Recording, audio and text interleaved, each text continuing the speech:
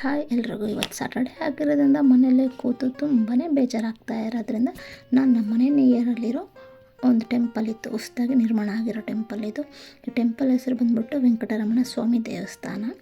So ಇದು ನೋಡೋದಕ್ಕೆ ತುಂಬಾ ಚೆನ್ನಾಗಿದೆ. ಅಂದರೆ ಯಾವ ರೀತಿ ಇದೆ ಅಂದರೆ ಇದು ಮಂಗಳೂರು ಸ್ಟೈಲಿನ ಥರ ತುಂಬಾ ಅದ್ಭುತವಾಗಿ ಮಾಡಿದ್ದಾರೆ. ಆಲ್ರೆಡಿ ನಾವು ಹೋಗಿದ್ದು ತುಂಬಾ ಲೇಟ್ ಆಗಿತ್ತು.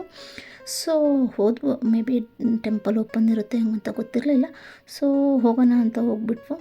ನಾವು ಹೋಗಿದ್ದು ಲಾಸ್ಟ್ ಟೈಮು ಪೂಜೆ ಕ್ಲೋಸಿಂಗ್ ಟೈಮಲ್ಲಿ ಹೋಗಿದ್ದು.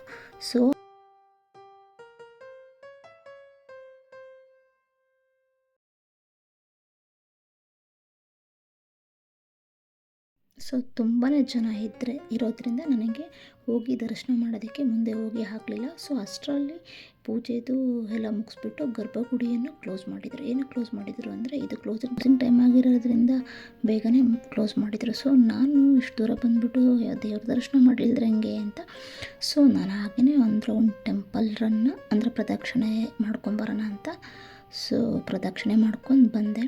ಅಂದರೆ ತುಂಬಾ ಚೆನ್ನಾಗಿದೆ ಈ ಟೆಂಪಲು. ನಾನು ಕೂಡ ಫಸ್ಟ್ ಟೈಮ್ ಬಂದಿದ್ದೀವಿ ಈ ಟೆಂಪಲ್ಗೆ. ಸೊ ನಾನು ಪ್ರದಕ್ಷಿಣೆ ಮುಗಿಸ್ಕೊಂಬರೋ ಅಷ್ಟರಲ್ಲಿ ಸೊ ಮತ್ತು ಹೇಗೇನು ಗರ್ಭಗುಡಿ ಬಾಗಿಲು ಓಪನ್ ಇತ್ತು.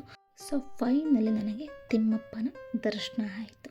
ಈ ತಿಮ್ಮಪ್ಪನ ವಿಗ್ರಹ ಸೇಮ್ ಹೇಗಿದೆ ಅಂದರೆ ತಿರುಪತಿಯಲ್ಲಿರೋ ವಿಗ್ರಹ ಥರನೇ ಇದೆ. ಅಂದರೆ ತುಂಬಾ ರಾರಾಜಿಸ್ತಾ ಕಳಕಳಿಯಿಂದ ತುಂಬಾ ಚೆನ್ನಾಗಿತ್ತು. ನನಗೆ ಫೈನಲಿ ವೆಂಕಟರಮಣ ಸ್ವಾಮಿಯ ದರ್ಶನ ಆಯಿತು.